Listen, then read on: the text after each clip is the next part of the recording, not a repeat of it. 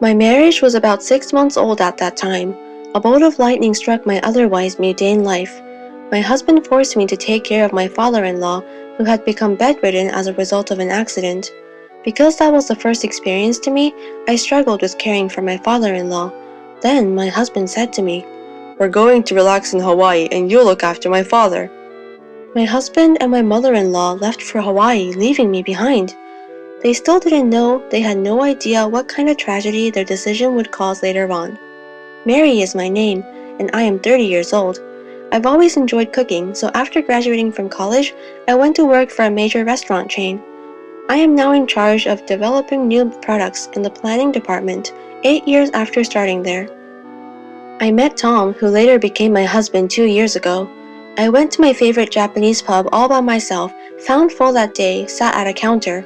Tom was sitting next to me. We found we were the same age through a conversation with the pub master. We had a nice chat and exchanged contacts. Tom began inviting me to dinner on a regular basis after that, and we began spending time alone together. He was upbeat and funny, and I found myself drawn to him. He appeared to be the same way, and we started dating naturally. We got married 6 months ago after a year of dating. We are currently enjoying living together in an apartment located between our workplaces. I sometimes cut corners on housework because we both have work, but Tom always smiles and says, "You don't have to be perfect at housework. I'm just happy being with you." I wish I took time to prepare dinner as well, but I'm happy just to be able to have dinner with the person I love. I believe so. Thank you, I said. Tom is always so gracious. Only to you. I like to treat the people I like nicely. I'm so happy to be your wife. Me too. I'm really happy to have a wife like you. Even 6 months after our wedding, our relationship is still so good that we have conversations like this today. I thought that our happy days would last for a long time, but then, all of a sudden, those happy days vanished. My husband was already in the living room when I got home from work that day. Normally, the first one who got home would say, "Hey." However, there was a somewhat heavy silence on that day. I nervously talked to my husband, who was on his phone with a worried face. "Tom, hey, are you alright?" "Hey, Mary, I was completely out of it." "What happened? You seem terrified." "Oh, it's just my mother called." "From your mom?" "Dad got involved in an accident." "What?" I couldn't keep up with the unexpected response, but we couldn't sit at home doing nothing. I immediately took my husband's hand. "What are you doing, sitting there like that? We must visit our father now." "I'm afraid we can't." "No, why?" "There is no way we can meet him right now." "Does that imply he's not feeling well?" "Yeah, we don't have to come because Mom is going to stay with him until he gets better." "Oh no." His words made me realize there was nothing I could do at this point. I let go of his hand and sat down on the sofa. "I'm concerned if he's okay." Tom remained silent. My anxiety was heightened by his silence. My father-in-law had only recently turned 65 years old. On his days off, he had often taken good care of his health, going hiking and golfing. My husband works for my father-in-law, who owns a business. My husband must be perplexed that my father-in-law, who is also his father and the president of the company where he works, is experiencing this. I couldn't imagine him in his usual cheerful mood that day because he was so depressed. We were finally able to visit my father-in-law a week later. My father-in-law was lying in the hospital room with a powerless smile on his face. When I arrived with my husband, "Are you alright?" I asked. My father-in-law apologetically scratched his head. "Mary, I'm sorry. I apologize for causing you a concern." "I'm not upset. I'm relieved that you are safe." "I'm glad to hear that and able to speak slowly. I'm fine." "Oh, but please stay in bed for a while." My father-in-law smiled as he heard my words. I felt relieved when I saw his smile. My father-in-law suffered a spinal cord injury as a result of the accident and is still paralyzed. In terms of treatment, he would be hospitalized and undergo rehabilitation for about 2 months to assess his progress. Even after he was released from the hospital, he would require ongoing rehabilitation. Tom has decided to assume the presidency in place of his father while he is away. Although only for a short time, having my own husband as a president was unusual. My mother-in-law arrived in the hospital room while I was watching the conversation between my husband and father-in-law. She summoned me to a hospital room corner and spoke sarcastically to me. "Hey, Mary, are you sure you're not mistaken?" "I'm mistaken?" I asked. "You are, indeed. Just because Tom is president doesn't mean you can't have fun, right? Please don't take advantage of Tom." "I don't have to be concerned about that because I'm employed and well compensated." "I'm not sure. In the first place, you were aware that Tom was the boss's son. What a vile young lady!" The mother-in-law smirked and said those words matter-of-factly, but it was her imagination, not reality. I didn't realize Tom was the president's son until we were dating for a while. As a result, my mother-in-law has been sarcastic toward me since the start of our marriage. I didn't want to be misunderstood and hated her one-sidedly, so I snapped at her on the spot. "I didn't ask him for money. Tom's personality captivated me." "What? What are you on about? You speak to me as if you know who I am." "That is correct. Nothing would be misunderstood by you." "I'm not sure. Whatever you say, I will never approve of you." "Oh no." My father-in-law, perhaps noticing our conversation, and asked, "What's wrong?" "It's nothing," my mother-in-law said, glaring at me. My mother-in-law's words and actions made it clear that she adored Tom. She probably thought I'm a woman who approached her son for money because we married after only a year of dating. Her attitude toward me has been ruthless since the moment I went to greet her at the wedding. But under that circumstances, I never expected my mother-in-law to be so sarcastic towards me. My husband also adored her troublingly. He said something like this a few days later.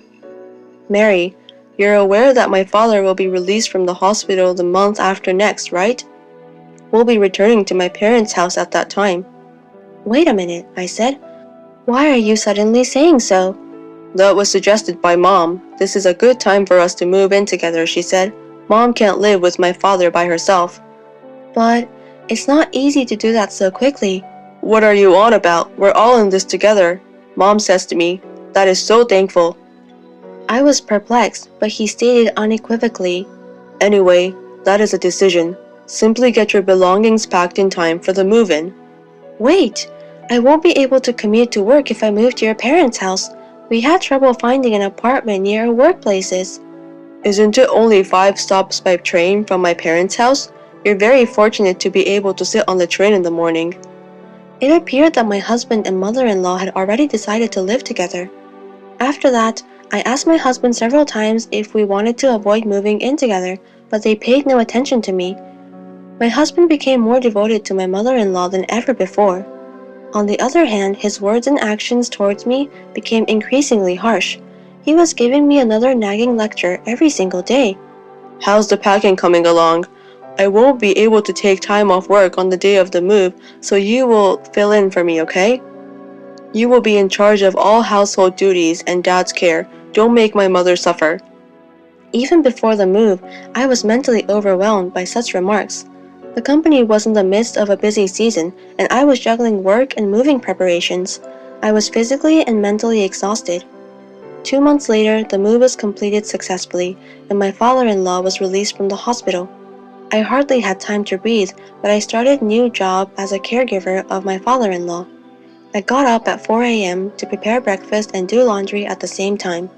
Following that, I flew to my father-in-law to give him a morning massage and change his clothes. I had to finish breakfast before my husband and mother-in-law did, and once I was done, I helped my father-in-law with his meals. I finally left for work after everyone had finished their breakfast. Despite all of my caregiving and housework, my mother-in-law was not pleased. She would always try to prevent me from going to work in the morning. "Mary, do you have a minute?" I apologized to mother-in-law. "I have to leave right now." "What are you on about? I'd like to make a complaint about your breakfast. That is why I am speaking to you." "When I get back, I'll reach out to you. Now I'm going." "Don't argue with me, just sit there." "No." "Come on, take a seat." My headache began with my mother-in-law's yelling. I started having heart palpitations and headaches whenever my husband or mother-in-law gave me an unreasonable sermon at the time. However, responding to them was counterproductive. The quickest way to complete tasks was to remain silent. Because of my mother-in-law's sermons, I was always barely on time for work. My coworkers were concerned about my tardiness because I had never been late before. 3 months had passed since my father-in-law left the hospital. I didn't have time to catch my breath because I was so busy. I had to prepare dinner as soon as I got home from work. My husband scorned the dishes I had hurriedly prepared in the limited time available. "What's the deal, Mary? I come home exhausted and you want to have fish? Are you sure?" I apologized. I had to leave the kitchen to clean up my father-in-law, so I made boiled fish. "You should make something that will increase my stamina. I'm not interested in boiled fish." My husband took out a cup of noodles and began to fill it with hot water. As she watched me fall silent, my mother-in-law smirked. Depressed, I went to my father-in-law and dressed for the evening. Then, perhaps noticing my predicament, he inquired worriedly, "Mary, you appear pale. Are you all right?" "I'm fine. I've been a little preoccupied with work." "Is that it? I've been hearing a lot of yelling from my wife and Tom lately." "It's entirely my fault. I'm not particularly talented in many areas." "I don't think you look like that." I tried my hardest not to worry my father-in-law by smiling and lying. That's what I only could do to keep my spirits up. The truth was that I'd always wanted to get out of there, but what if I left now? What would happen to my father-in-law? I couldn't just throw it all away after thinking about it. I had days off from work at the end of the year, but that didn't stop me from doing house cleaning. My husband made an outrageous statement on New Year's Eve. "My mother and I are currently on our way to Hawaii." "What? Hawaii?" "I spent a long time discussing it with my mother. We've been discussing it for quite some time." "Wait a second. Think about the situation your father is in." "He is okay with you being here. You're also off work, so you should do something." With a triumphant expression on their faces, my husband and mother-in-law showed me their large carry-on cases. They must have found my perplexity amusing because they tried hard not to laugh. The trip's first day, as they were leaving the house, my husband said simply, "Well, you're going to take care of my father. We're going to Hawaii to unwind. We'll be relaxing in Hawaii, so you'll have to do it yourself." My husband and mother-in-law both laughed as they shut the front door. Something inside of me snapped at that exact moment. "Look after him? What are you on about? Why do I have to do everything by myself as a step-family member? I can't take it any longer. I'm divorcing him when they return." Something exploded in my head, and I resolved to devote myself to caring for my father-in-law until they returned home. I was already planning to divorce, and I decided to do nothing and leave the housework. I made breakfast for my father-in-law as usual the next day and went to his room with a towel to wipe him and change of clothes. My father-in-law approached me with a smile as I did so. "Mary, best wishes for the new year." "Dad, I wish you a happy new year." "What happened to Tom and my wife? Last night they appeared to be in some sort of trouble." "They went to Hawaii." "What? Hawaii?" My father-in-law sighed deeply and looked skeptical. "What? Oh, Dad." "Let's get this party started, shall we? Mary, I apologize for everything." "Wait a second. What are your thoughts?" "I've been able to get out of my bed on my own for a few days now. I've been waiting for the right moment, but I never imagined they'd get it just right." "What exactly do you mean?" My father-in-law then smiled and began to speak slowly. My father-in-law apparently wanted to do something about the fact that I was the only one being pushed around. I asked my mother-in-law and husband to run errands for me, but they ignored me completely. Furthermore, the company's executive director contacted him and reported that my husband, the company's acting president, was doing whatever he pleased. This trip, too, must have been paid for by the company. So my father-in-law contacted a company representative and asked him to monitor my husband's behaviors. Then, his laziness at work was discovered and everyone was furious. My father-in-law was supposed to return to the company as president after the new year. My husband was supposed to return to be an employee, but decided to fire him. The home is also in the name of father-in-law. While they were away, we changed the locks and devised a strategy to keep them out when they returned. I went to the city office to pick up 2 divorce papers while they were there. A week has passed. The front door shook and the intercom rang repeatedly. My husband and mother-in-law, who had just returned from Hawaii, were attempting to open the door. I responded to them via the monitor. Good to see you back. How was your journey? What the heck, Mary? Please open the door right now because I am unable to do so. That's something I can't do. My father-in-law warned me not to open the door. What? What are you talking about? Hey, did you have a good time? The trip with company funds? How did you find out about that? I don't know, my husband's expression said. I couldn't help but laugh as I watched their expressions on the monitor. My father-in-law, who was listening to the conversation, then interrupted from the side. Oh, you really embezzled my company's money. Dad, why? You aren't supposed to be able to stand. I've been able to stand for a few days now thanks to Mary's rehabilitation assistance, and the managing director has told me about your shady attitude at work. Who is the managing director? No, Dad, no, nothing was done by me. Give it up, you've been fired. You inept piece of shit. Pack your belongings and leave my office immediately. Through the monitor, my husband began to complain with tears in his eyes. Mary, you won't leave me, will you? I snapped back at him as he clutched at me. What? What are you talking about? Do you know how I felt from the time you decided to live with parents without my permission until today? You took advantage of me, along with Mother, and forced me to take care of your father as a matter of course. Do you have any idea how hard it's been for me? Oh, calm down, Mary. I'm sorry. Your apology is worthless. When you left on your trip, I understood it's a waste of time to continue the family with you. I'll live on my own. I don't want a motherfucker like you.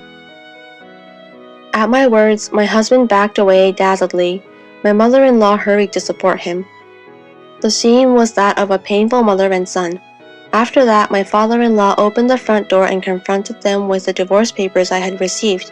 I had them fill out the divorce papers right then and there, and I kicked them out and locked the door. My husband and mother-in-law pleaded repeatedly, "Open this door!" But my father-in-law never responded to their pleas. I have not seen them since. Rumor has it that they are both unemployed and cannot afford to rent a room, so they are sleeping in a comic book cafe and working day jobs. It must be a world of difference from the life they had been leading. Well, the punishment is well worth it for them. After the divorce, my father-in-law said to me, "I'm going to hire a housekeeper from now on, so you are free to go." I took him at his words and moved to a place near my work. I am now living a comfortable and fulfilling life. I cannot thank my father-in-law enough for saving me. I am determined to repay him in any way I can.